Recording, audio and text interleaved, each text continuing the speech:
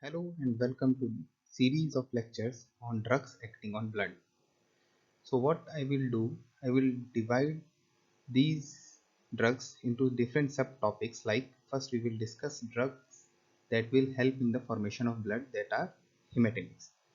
Then we will discuss about anticoagulants. In next lectures, in subsequent lectures we will be discussing about thrombolytic agents, or also called as fibrinolytic agents, and finally we will be discussing antiplatelet agents. So let us start with hematinics. So what are hematinics? As I have already told you, hematinics are the drugs that will increase the formation or synthesis of blood and can be used in the treatment of anemia. And you know the definition of anemia very well. So there are different types of anemia, and the drugs that will be used in the treatment of anemias are also different. So let us see. So what are hematinics? So hematinics are the agents required for the formation of blood and treatment of anemia. So we know that there are different forms of anemia, like hemolytic anemias, iron deficiency anemias. Okay, there are different types like megaloblastic anemia, microcytic anemia. So in iron deficiency anemia, we will be using iron, okay, as a treatment for the treatment of anemia. Okay, we can give vitamin B12 in the treatment of megaloblastic anemia. Likewise, we can use folic acid for the treatment of megaloblastic anemia. We have certain growth factors, hematopoietic growth factors, especially erythropoietin. We have erythropoietin that will increase RBC.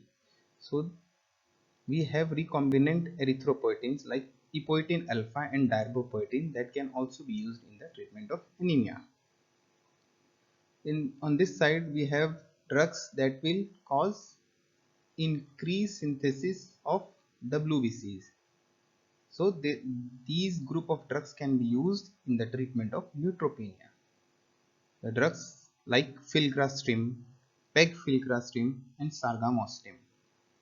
What actually are these? They are the recombinant forms of certain growth factors required for the synthesis of WBCs, like granulocyte colony stimulating factor GCSF, granulocyte colony stimulating factors like filgrastim and pegfilgrastim, while sargamostim is GMCSF, granulocyte monocyte colony stimulating factor. Okay, and we have other drugs like hydroxyurea and pentoxifylline that can be used in the treatment of sickle cell anemia. So our major portion, we will be discussing the drugs that will be used in the treatment of anemias like iron, vitamin B12, folic acid, and the recombinant erythropoietin. So let us discuss first iron. Before going into the drug form of iron, let us first discuss the physiology of iron absorption. Iron is mainly absorbed from the duodenum. Okay, that is upper GI tract, and is utilized for the formation of blood, that we know. So which form of iron is more commonly absorbed, ferrous or ferric? You know that ferrous form Fe2 plus is the form of iron which is more commonly absorbed than ferric form.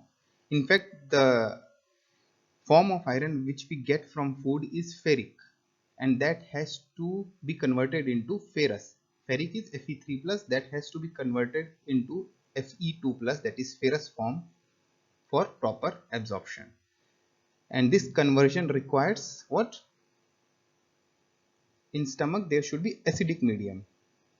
Okay, so gastric acid helps in the absorption of iron. Likewise, vitamin C will also be helpful in iron absorption. Okay, because there will be more, which form of iron will be more? Ferrous form, in the presence of vitamin C and HCl. Okay, now coming to how iron can be used as the drug. So iron can be used as drug for the prophylaxis, that is prevention and treatment of iron deficiency anemia. What is the normal physiological requirement of iron? That is the daily requirement of iron in males, females and pregnant female is different. So I have given this like 1 milligram, 2 milligram and 3 milligram. So in male it is 1 milligram per day, in female it is 2 milligram per day, and in pregnant lady it is 3 milligrams per day. So one thing is that while treating means in this anemia in pregnancy, or when you use iron supplement in pregnancy, you use iron in second trimester. Why not in first trimester? Because there is one of the most common side effects of iron therapy is nausea and vomiting, and we know that in first trimester there is already nausea and vomiting of pregnancy. So if we give iron in first trimester, there will be severe nausea and vomiting, leading to poor compliance of the iron therapy. So better to start iron in second trimester of pregnancy. So now one term is there, adequate response. That is when you are treating a patient of iron deficiency anemia and you are giving iron supplements, then different forms of iron you are using, then what is the adequate response to your therapy? So it is said that when there is rise of hemoglobin by 0.5 to 1 grams per deciliter per week, so this is important, per week, 0.5 to 1 gram per deciliter per week is the adequate response to the treatment. Okay. And also one more thing, when you will be treating the patient of iron deficiency anemia, you have to continue the treatment for 2 to 3 months or 3 to 6 months at least. Why? Because you want to replenish the iron stores. So I have already told you that which form of iron is absorbed, ferrous. What is the form of iron which is stored? That is ferritin. Okay, and transferrin, we know that is the form which is transferred in the blood, that is helpful in the transport of the iron in the blood. So for adequate response to your iron therapy, the hemoglobin should rise by 0.5 to 1 grams per deciliter per week. Now coming to different forms, how can you treat iron deficiency anemia? So we have different forms of iron therapy. One is oral iron therapy and another one will be parenteral iron therapy, that is injectables. Now coming to first oral iron therapy, we have different salts or different forms of oral iron therapy. One is ferrous salts, then is iron polysaccharide complex, and lastly we have carbonyl iron. So in ferrous salts we have different, again based on the different elemental iron content. That is 20% of elemental iron content is present in ferrous sulfate, while ferrous fumarate contains 33% of elemental iron, and in ferrous gluconate we have 12% of elemental iron content. So we have three different, there are many actually, but these three are important ones in ferrous salts. Those are ferrous sulfate, ferrous fumarate and ferrous gluconate, and they have different elemental iron content.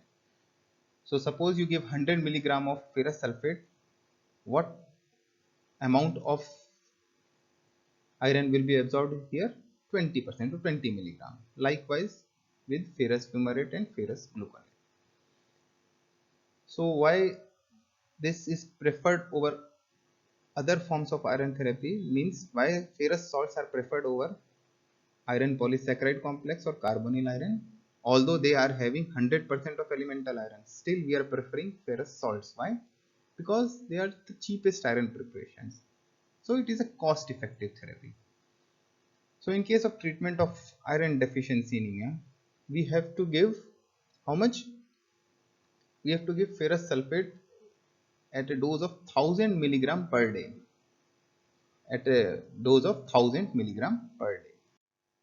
So for the treatment, we have to we have to give this in 3 divided doses.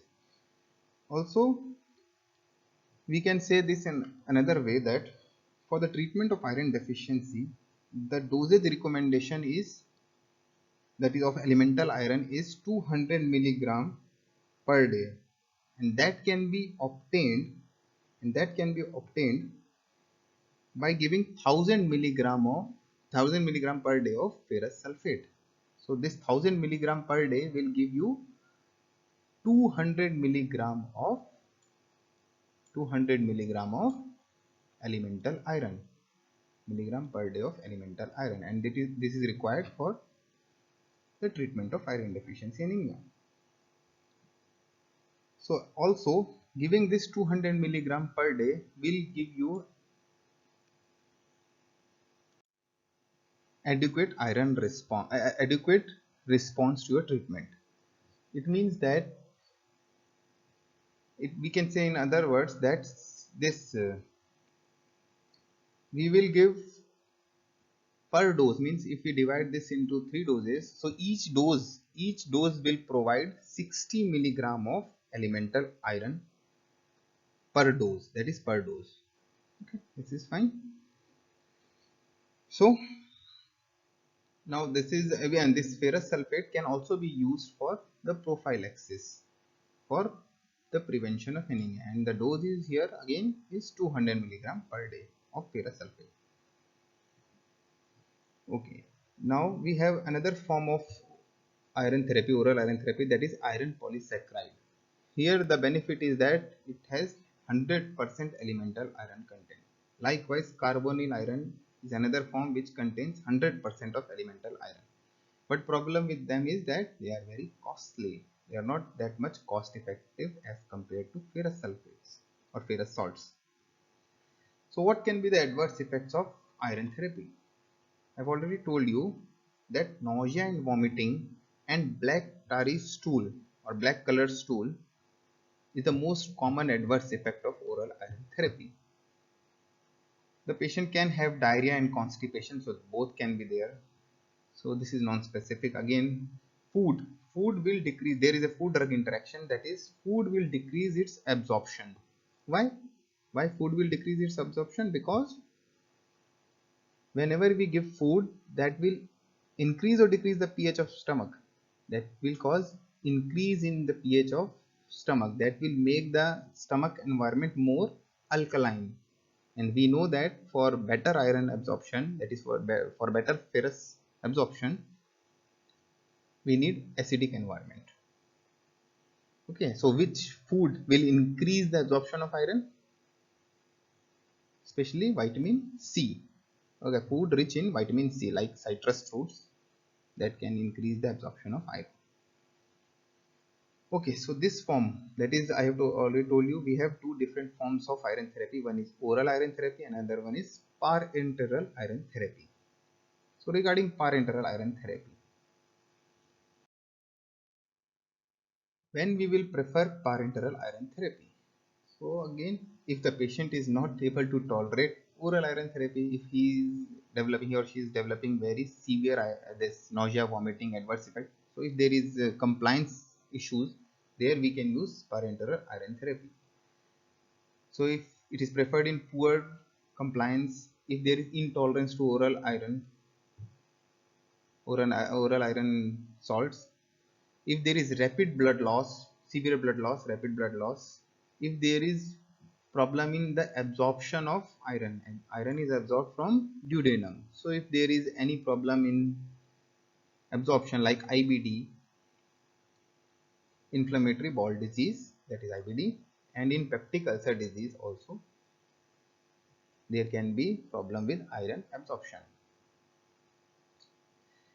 Also, if pregnant women is with severe iron deficiency anemia, if the pregnant woman is presenting to you with severe iron deficiency anemia, that is late in pregnancy, there also you can give parenteral iron therapy. Here you have to calculate the dose based on this formula. So iron dose in milligrams is equal to 15 minus how much is the patient hemoglobin, that is given in grams per deciliter, into body weight. Again the body weight is in kilograms, into 3. This will give you the dose for parenteral iron therapy, the iron dose for parenteral iron therapy. So we have different forms again of parenteral iron therapy. One is iron dextran, another is sodium ferric gluconate, and next is iron sucrose. So three different forms. Iron dextran can be used intramuscularly and intravenously. But the problem with iron dextran is that you have to give iron dextran after a test dose, because it can cause hypersensitivity reaction. So anaphylactic reaction can be there, so you have to give before using iron dextran, you have to use test dose. Okay, so iron dextran has elemental iron, that is 50 milligram per ml, and we usually use intramuscular injections of iron dextran, and the site is upper outer quadrant of buttock, and a specific technique is used for giving iron dextran intramuscularly, that is the Z technique. We will see what is Z technique. This is important. So in the next slide we will see. Another form is sodium ferric gluconate. Here we can use it intravenously, and the important thing is no test dose is required here. Before giving sodium ferric gluconate, no test dose is required. Another form is iron sucrose. In fact, it is the safest parenteral iron, and again no test dose is required here also. So what can be the most serious adverse effect of parenteral iron therapy, especially iron dextran, is dose dependent anaphylaxis. It can cause dose dependent anaphylaxis. So you have to give it, before using this iron dextran, you have to give a test dose. It requires the test dose. Okay. Now let us see what is Z technique. I told you iron dextran when used intramuscularly is given by a special technique, that is Z technique. Now here what you do, you you slide the skin to one side. Here you can see you are sliding the skin to one side, and then you are injecting you are giving the intramuscular injection, this is muscle, intramuscular injection of iron dextran. So after this you will release, after this injecting the drug, you will release your hand and the skin will again come back to its original position. So you can see by doing this the tract which has been formed when you gave the injection, this tract, there will be distortion. Again I will explain you this. Suppose you are giving this injection directly without stretching the skin towards one side. So there is a formation of tract through which the drug will come out, iron dextran will come out. In the subcutaneous tissue it will cause irritation and will cause permanent pigmentation. So you want some discontinuity in this tract. So by stretching the skin towards one side, you are just distorting the tract. Let us see how. You have stretched, in this figure you have stretched the skin to one side, and after injecting the drug you are just releasing the skin and it is coming back to its original position, and there will be distortion of the tract. Let us see in the next diagram. See, there is a distortion of the tract. So there is discontinuity, so the drug will not be able to leak back to the subcutaneous tissue, and this will help in the prevention of pigmentation. Okay. And another way by which you can prevent the pigmentation due to iron dextran is by giving the injection at alternate sites. So by two ways you can prevent the development of pigmentation. One is by using Z technique, and by giving or by administering the drug to the alternate sites.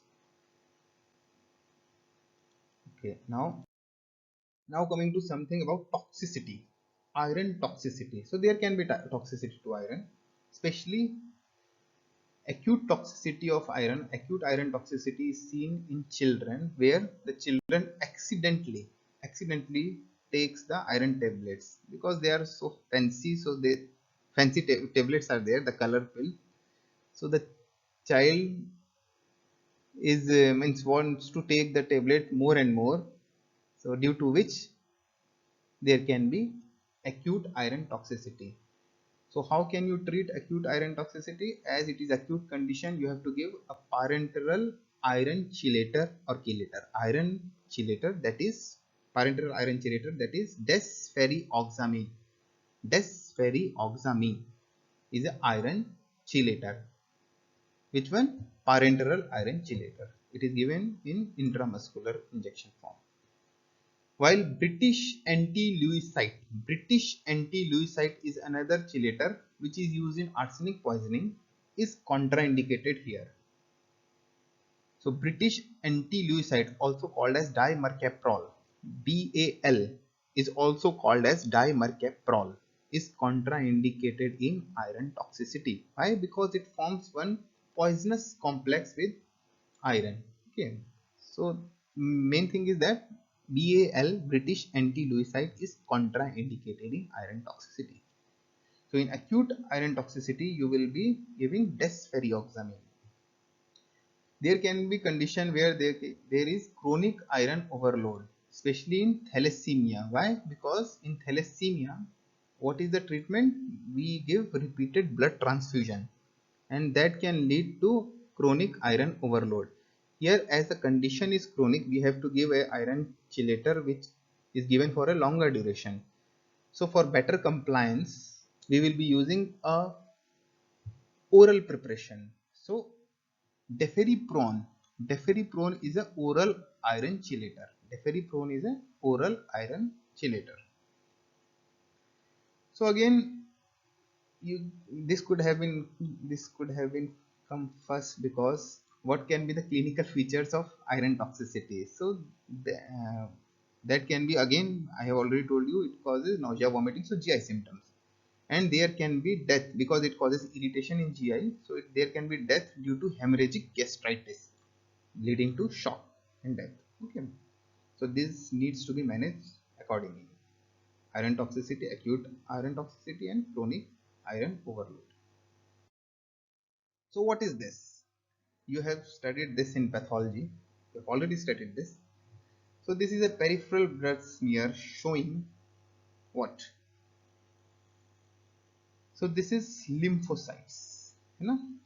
So this lymphocytes, and we have different cells, RBCs, which are, is it smaller than this lymphocyte? So this is microcytic size. We know that MCV is the means is the parameter due to by which we define the anemia is of microcytic or macrocytic. So in what is the normal MCV range? That is 80 to 100 femtoliter, that we know. So here these are microcytes, and different, this is pencil shaped cells. And again we can see the central pallor, it is more than one third. Okay, it is central pallor is more than one third of the volume of RBC. So this is a peripheral blood smear of microcytic hypochromic anemia or iron deficiency anemia. Most common cause of microcytic hypochromic anemia is iron deficiency anemia. Microcytic means cell size is, RBC cell size is less, and hypochromic means the red content is less here. So central pallor will be more. Okay. So I am leaving this, I'm stopping this lecture here. You have to just see and solve this question. There are two questions which have been asked in your PG entrance examinations, and you have to give the answers in our group, that is in our created group. Today only we created that. So these are the two questions. Again, if you want to see, sorry, if you want, so these are the two questions you have to answer in our group. So what we will do, we will stop here and we will continue with other forms of this hematinics like vitamin B12, folic acid in subsequent or in the next lecture. Thank you and keep studying.